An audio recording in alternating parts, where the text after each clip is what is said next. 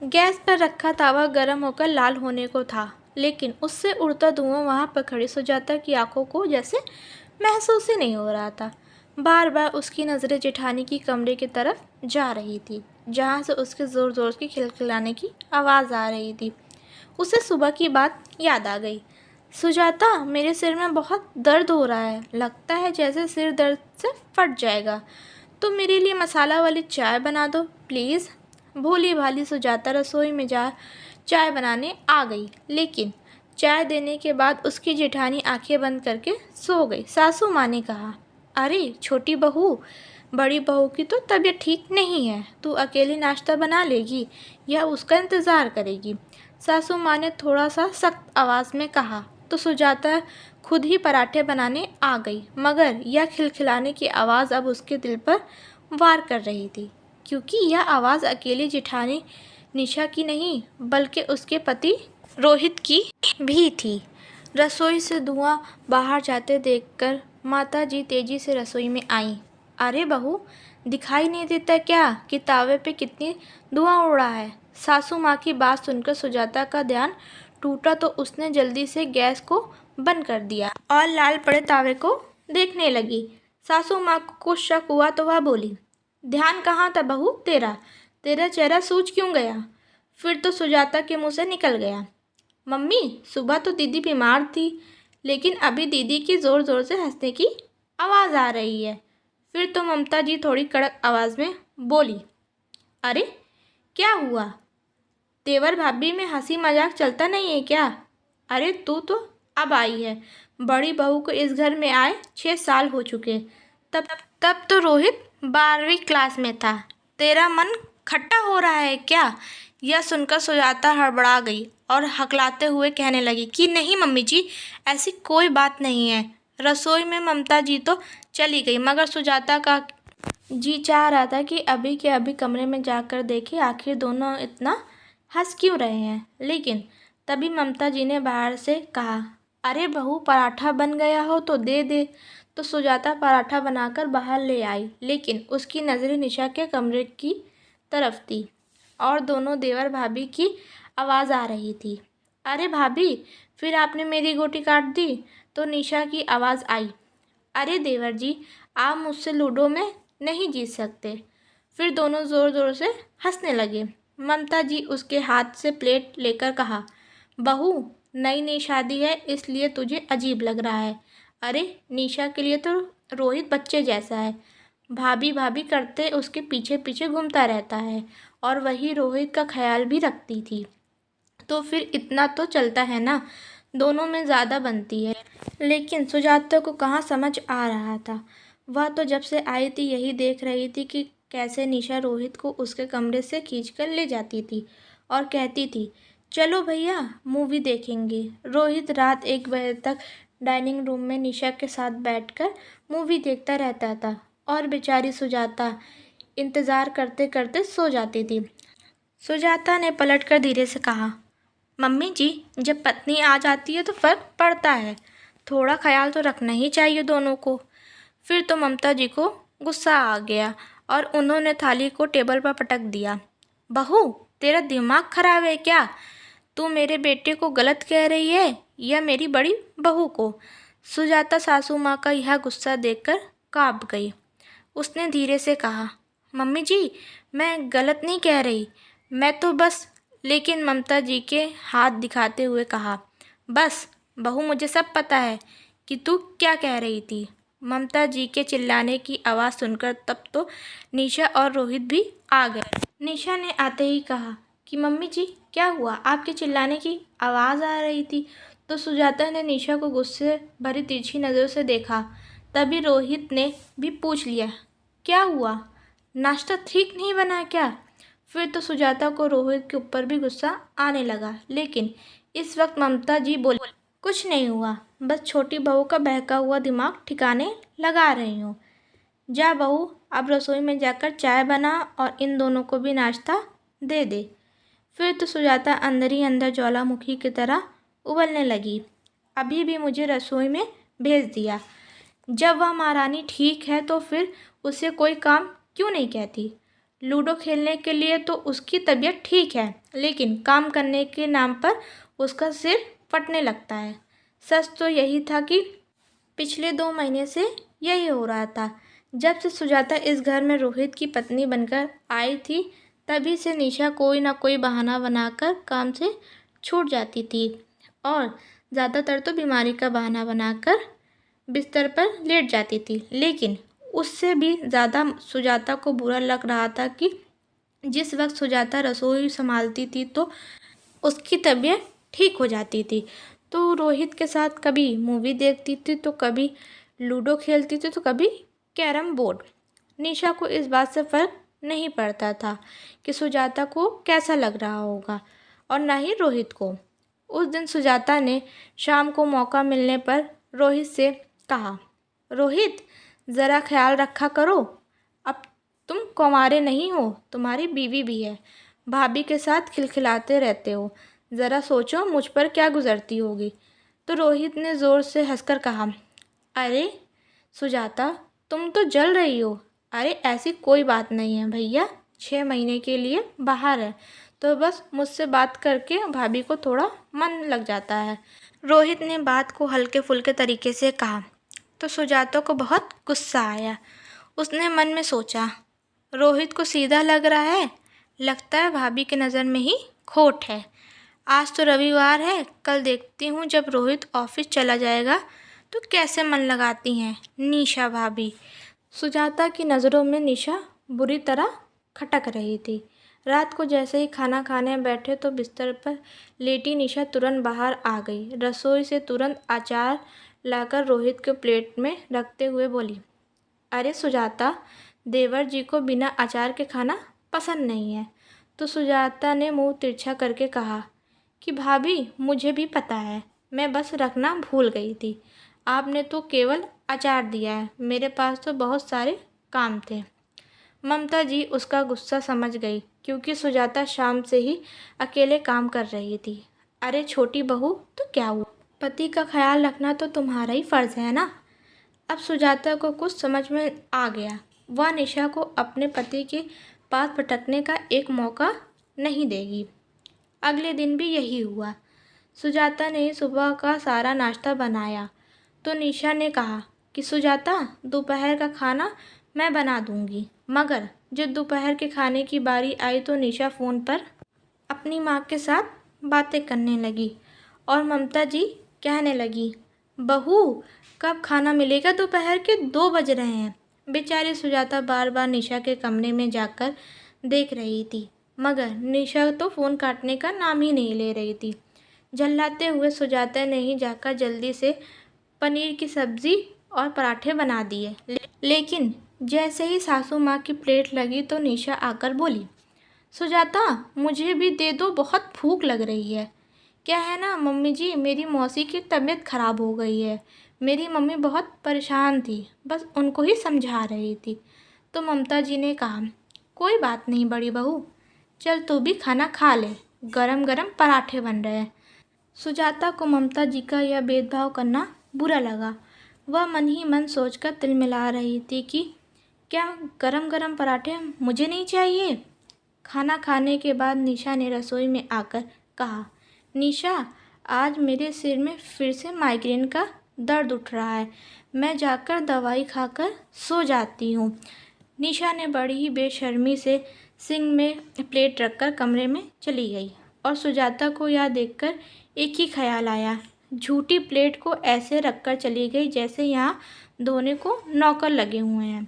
Mummy जी को यह सब नज़र क्यों नहीं आता। अगर इस घर में 6 साल हो चुके हैं तो क्या इसकी कोई गलती नहीं हो सकती। ममता देवी अपने कमरे में जाकर आराम करने लगी और गुस्से से चिलमिलाते हुए सुजाता खाना लेकर बैठ गई। शाम को रोहित जब ऑफिस से आया, सुजाता चाय बनाने लगी, लेकिन जैसे ही उसने चाय कप में डाली तो निशा आकर बोली, अरे सुजाता, 2 मिनट रुक जाओ, मैं बस 2 मिनट में देवर जी के लिए प्याज के पकौड़े बनाकर लाती हूँ। यह देखकर तो सुजाता गुस्से के मारे फटने को हो गई कि अरे, अब माइग्रेन कहाँ गया। अगर कुछ करना ही होता है तो तब क्यों नहीं करती, जब मैं अकेले रसोई में खटती रहती हूँ। तब तो महारानी को कभी सिर दर्द हो जाता है तो कभी बुखार। दिखा रही है कि इसको रोहित की कितनी फिक्र है। सुजाता गुस्से में जाकर बाहर बैठ गई और कुछ ही देर में निशा पकौड़े लेकर आई तो रोहित देखते ही बोला, क्या बात है भाभी, इस घर में केवल आप ही समझ सकती हो कि मुझे क्या चाहिए। आपको पता है पकौड़े खाने का मेरा कितना मन कर रहा था। रोहित की खुशी देखकर तो सुजाता का मन खौलने की तरह जलने लगा। हाँ, जैसे मुझे तो पता ही नहीं, पत्नी मैं हूँ मगर ख्याल भाभी को है। फिर अचानक सुजाता को लगा कि कहीं वह ज़्यादा तो नहीं सोच रही, लेकिन हर दिन यही हरकतें। तो फिर उसकी हिम्मत जवाब देने लगी। ऊपर से सासू माँ का बड़ी बहू का साथ देना उसे और भी नागवार गुजर रहा था। एक दिन रोहित को ऑफिस से आने में देर हो गई। सुजाता बार बार उसके आने का इंतज़ार कर रही थी। जब रात के 12 बजने को आए तो वह थक गई, क्योंकि रसोई का काम करके तो वह पहले ही थक चुकी थी। वह कमरे में गई और बिस्तर पर लेट गई। उसको लेटते ही नींद आ गई, लेकिन तभी रोहित आ गया। निशा ने दरवाज़ा खोला। रोहित ने निशा को देखते ही कहा, अरे भाभी, आप? सुजाता कहाँ है? तो निशा ने मुस्कुराते हुए कहा, भैया, सुजाता को नींद आ गई। चलो आप मुंह हाथ धो लो, मैं आपके लिए खाना लगा देती हूँ। रोहित भी धीरे से कमरे में गया तो देखा सुजाता गहरी नींद में है। उसने भी सुजाता को जगाया नहीं और मुंह हाथ धोकर खाने की टेबल पर बैठ गया। निशा ने खुद ही उसकी प्लेट लगाई और वहाँ बैठ गई। कुछ देर बाद अंदर सोई हुई सुजाता झटके से उठी और उसे सबसे पहला ख्याल रोहित का आया, लेकिन तभी उसे बाहर से फुसफुसाना की आवाज़ आई तो वह उठकर आई, लेकिन रोहित को खाना खाते देखकर वह बुरी तरह चौंक गई। अरे रोहित, तुम कब आए? तुमने मुझे जगाया क्यों नहीं? रोहित ने खाते हुए हंसकर कहा, अरे शायद तुम थकान की वजह से गहरी नींद में थी तो नहीं जगाया। कोई बात नहीं, तुम जाओ सो जाओ, भाभी ने मुझे खाना दे दिया है। फिर तो सुजाता को ऐसा लगा मानो किसी ने उसे खेल में हरा दिया है। उसने रोहित से कहा, रोहित, भाभी को परेशान करने की क्या ज़रूरत है? भाभी की तो तबीयत खराब रहती है। तो निशा हंसकर सब्जी के डोंगे उठाते हुए बोली, अरे सुजाता, कोई बात नहीं, मैं ठीक हूँ। तुम जाकर सो जाओ और देवर जी, लूडो खेलना पड़ेगा आपको मेरे साथ। रोहित ने भी हंसते हुए कहा कि हाँ भाभी, मैं भी थका हुआ हूँ, लूडो खेलकर थोड़ा फ्रेश हो जाऊँगा। सुजाता को अंदर ही अंदर गुस्से से खौल पड़ी। बड़ा मज़ा आ रहा है दोनों को लूडो खेलने में। रोज़ तो रोहित ऑफिस से आकर यह कहकर सो जाते थे कि मैं थक चुका हूँ और भाभी लूडो खेलने के लिए फ्रेश हो जाएंगी। इस बार सुजाता के आंसू निकल आए। दोनों बाहर लूडो खेल रहे थे और सुजाता अपने कमरे में रो रही थी। 1 घंटे बाद रोहित कमरे में आया तो सुजाता को रोते देखकर बोला, अरे क्या हुआ सुजाता, रो क्यों रही हो? फिर तो सुजाता रह नहीं पाई। रोहित, मैं तुम्हारे आने का कब से इंतज़ार कर रही थी। नींद लग गई तो मैं क्या करूं? और इसके बाद भी जब तुम्हें मुझे समय देना चाहिए तो तुम भाभी के साथ लूडो खेल रहे हो। यह कोई समय है लूडो खेलने का? भाभी कोई बच्ची तो नहीं है। क्या इस समय भी तुम उनका मन लगा रहे थे? सुजाता को इतना गुस्से में देखकर रोहित हक्का बक्का रह गया, लेकिन सुजाता बिना रुके बोलती रही, इस वक्त तुम्हें अपनी पत्नी के साथ होना चाहिए, भाभी के साथ नहीं। रोज़ तुम थके होते हो, मगर आज लूडो खेलकर तुम फ्रेश हो गए। रोहित ने गुस्से में कहा, तुम्हारा दिमाग खराब है सुजाता। इतना कहकर वह लेट गया। पर तो सुजाता का दिमाग जैसे फटने को हो गया कि आखिर क्यों रोहित को मेरी बात समझ में नहीं आ रही है। बेचारी सुजाता रोते रोते सो गई। अगले दिन सुबह सुबह ममता जी ने नाश्ता करते हुए कहा, अरे रोहित, तेरी बड़ी मौसी का छोटा बेटा पंकज आने वाला है। किसी सरकारी नौकरी की तैयारी कर रहा है, तो यहाँ पर उसका एग्ज़ाम सेंटर पड़ा है। रोहित ने तुरंत सुजाता से कहा, सुजाता, उसका खास ख्याल रखना, उसकी और मेरी बहुत बनती है, मेरा छोटा भाई है। फिर तो सुजाता हल्के से मुस्कुराई। दोपहर बाद जब पंकज आया तो सुजाता ने फटाफट उसके सामने ढेर सारे नाश्ते लगा दिए और निशा को सुनाते हुए कहा, भैया आप तो मेरी इकलौते देवर हो। देखिए मैंने मम्मी जी से आपकी पसंद पूछकर कितना सारा नाश्ता बनाया है। पंकज भी मुस्कुराने लगा। रात के समय जब रोहित ऑफिस से आया तो पंकज को देखकर खुश हो गया और जब सब खाने में बैठे तो सुजाता ने पंकज की थाली में खीर रखते हुए कहा, देवर जी आपके लिए खास बनी है। देवर का ख्याल रखना तो भाभी का फर्ज है ना। रोहित देखता ही रह गया क्योंकि सुजाता ने उसे खीर दी ही नहीं। रोहित ने कहा, मेरी खीर कहाँ है? तो निशा तुरंत बोली, देवर जी आपकी खीर मैं लेकर आती हूँ। मगर रोहित ने साफ कहा, नहीं भाभी सुजाता लाएगी। खाना खाने के बाद सुजाता ने पंकज से कहा, भैया आपकी तो काफ़ी पढ़ाई होगी, जब पढ़कर दिमाग थक जाता है तो क्या करते हो? तो पंकज ने हंसकर कहा कि भाभी मैं तो फ़ोन में गेम लूडो खेलता हूँ। फिर तो सुजाता रोहित को देखते हुए तुरंत बोली, अरे भैया अकेले क्यों खेलते हो? मेरे साथ खेलो ना। लूडो खेलना मुझे भी बहुत पसंद है, मगर क्या करूँ रोहित को भाभी के साथ खेलना अच्छा लगता है। यह सुनकर रोहित को गुस्सा आया और उसने थोड़ा देर बाद कहा, चलो सुजाता सो जाओ, बहुत देर हो चुकी है। तो सुजाता बोली, अरे नहीं रोहित मैं काम करके थक गई हूँ, लूडो खेलूँगी थोड़ा फ्रेश हो जाऊँगी। यह सुनकर रोहित गुस्से से उबल गया। वहाँ पर बैठी निशा ने रोहित से कहा, भैया तो क्या हुआ, आप मेरे साथ लूडो खेल लो। तो रोहित ने गुस्से में कहा कि नहीं भाभी मैं सोने जा रहा हूँ। यह बात निशा को बर्दाश्त नहीं हुई और वह समझ गई कि रोहित सुजाता की वजह से उसको इग्नोर कर रहा है। अब रोहित रोज़ाना ऐसा ही कर रहा था। 3 दिन हो चुके थे पंकज को आए हुए। चौथे दिन पंकज ने ममता जी से कहा, मौसी जी आज मैं शाम को निकल जाऊंगा। तो सुजाता ने तुरंत कहा, अरे देवर जी इतनी जल्दी क्यों चले जाएंगे? भाभी की सेवा से बोर हो गए क्या? मैं तो कहती हूँ आपको अभी 1 हफ्ता और रुकना चाहिए। रविवार के कारण उस समय रोहित घर पर था। उसने तुरंत सुजाता को ऐसे कहते देखकर कहा, पागल हो क्या सुजाता? वह मौसी जी इसका इंतज़ार कर रही है। तो वहाँ पर बैठी निशा ने रोहित की जलन को देखकर कहा, देवर भाभी में कुछ ज़्यादा ही मोहब्बत हो गई है। देवर जी हाँ पंकज कुछ दिन और रुक जाओ, सुजाता को अच्छा लगेगा। आजकल तुम्हारी पसंद का ही खाना बनाती है। इस बहाने देवर जी को भी अच्छा खाना मिल रहा है। यह सुनकर तो सुजाता का दिल कोयले की तरह सुलग गया, लेकिन वह मुस्कुराती रही। शाम को पंकज के जाने के बाद जब सुजाता रसोई में चाय बना रही थी तो निशा ने ममता जी से रोहित के सामने कहा, देखा मम्मी सुजाता पंकज का कितना ख्याल रख रही थी। उसकी पसंद के खूब पकवान बनाई। ऐसा लग रहा था जैसे भैया को तो भूल ही गई है। फिर तो सुजाता रसोई से निकल आई। उसका चेहरा गुस्से से लाल था और मानो आंखों में तो अंगारे तैर रहे थे।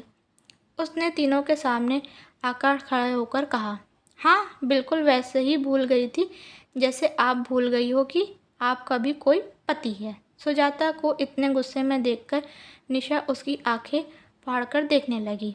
ममता जी ने गुस्से में कहा, क्या बक रही हो छोटी बहू?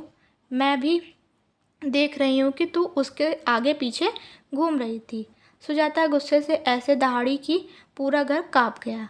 क्यों मम्मी जी, यह ख्याल आपको तब नहीं आया था जब यह आपकी बड़ी बहू मेरे पति के आगे पीछे घूमती थी? पूरे दिन बीमारी का बहाना बनाकर कमरे से नहीं निकलती, रसोई में नहीं आती, और जब मेरा पति ऑफिस से आता तो इसका सर दर्द ठीक हो जाता और यह पकौड़े बनाकर लाती। मैंने तो यह सब जानबूझकर किया ताकि आप आंखें खोलकर देख सको कि दोनों बातों में क्या फ़र्क है। आप कहती थी कि दोनों में ज़्यादा बनती है, तो मेरी देवर से क्यों नहीं बन सकती? बन रही थी तो आप लोग को बुरा क्यों लग रहा है? इसलिए क्योंकि जब चीज़ ज़्यादा होती है तो बुरा लगना नेचुरल होता है। सोचिए मम्मी जी, फिर क्या मुझे बुरा नहीं लगता होगा? पत्नी को कमरे में छोड़कर पति आधी रात को भाभी के साथ लूडो खेलते रहे तो कौन सी पत्नी को अच्छा लगेगा? भाभी का मन लगाने का ठेका क्या रोहित ने लिया है? और अगर इनका मन नहीं लगता पति के जाने के बाद तो फिर अपनी मायके चली जाएं। हम दोनों पति पत्नी के बीच क्यों आ रही हैं? मुझे यह जताने की कोशिश क्यों करती हैं कि मुझसे ज़्यादा यह रोहित का ख्याल रख सकती हैं? फिर तो सुजाता ने ऐसी भड़ास निकाली कि सामने बैठी निशा का चेहरा उतर गया और उसका चेहरा ऐसे हो गया मानो उसकी चोरी पकड़ी गई हो। सच तो यही था कि वह इस तरीके से दोनों पति पत्नी के बीच दूरियां पैदा करना चाहती थी, लेकिन अपनी चोरी पर पर्दा डालने की कोशिश में वह तुरंत रोने लगी। मम्मी जी देखिए, कितना गंदा इल्ज़ाम लगा रही है मुझ पर। देख लो रोहित अपनी बीवी को। अरे तुम तो मेरे भाई जैसे हो। अब तो सुजाता गुस्से में फट पड़ी। अगर भाई जैसे है तो क्या अपने भैया और भाभी के बीच में आओगे तुम? रात को अपने भैया को भाभी के कमरे से खींचकर ले जाओगी क्या? उसका गुस्सा देखकर अब ना तो रोहित कुछ बोल पा रहा था, ना ही ममता जी कुछ बोल पा रही थी, क्योंकि उसकी बातों में एक कड़वी सच्चाई थी। निशा रोने का नाटक कर रही थी। फिर तो ममता जी से रहा नहीं गया और वह चिल्लाई, इतनी देर से देख रही हूँ, बड़ी बहू छोटी बहू सही तो कह रही है। पति पत्नी के कमरे में रात को जाने की क्या ज़रूरत है? फिर तो निशा का चेहरा सफ़ेद पड़ गया। रोहित ने भी नज़र झुकाकर कहा कि हाँ सुजाता, तुम्हारी बात सही है, मैंने कभी इतना ध्यान ही नहीं दिया। तभी निशा बोली, अरे तो सर में दर्द हो रहा है। लेकिन ममता जी फट पड़ी, बड़ी बहू अपने सिर दर्द का इलाज कर ले। बहुत हो गया तेरा नाटक। आज से छोटी बहू रसोई में अकेली काम नहीं करेगी। और रोहित, आज तुम दोनों घूमने जाओगे। यह सुनकर निशा का चेहरा बौखलाया नज़र आने लगा। मेरा पति तो बाहर है, मैं इतना सारा काम क्यों करूं? ममता जी ने साफ कहा। हाँ, इसलिए तो तेरा सिर में दर्द रहता था। और आने दे मोहित को, तेरी हरकत के बारे में बताऊंगी तो वही तेरे होश ठिकाने लगाएगा। फिर तो सुजाता और रोहित पिक्चर देखने चले गए और बौखलाई हुई निशा घर में अकेली रह गई। अब तो ममता जी की नज़र हर रोज़ निशा पर थी और रोहित ने भी दोबारा वही गलती कभी नहीं की। अब जाकर सुजाता को अपने हिस्से की खुशियाँ मिली थी, जिनके लिए वह कब से तरस रही थी।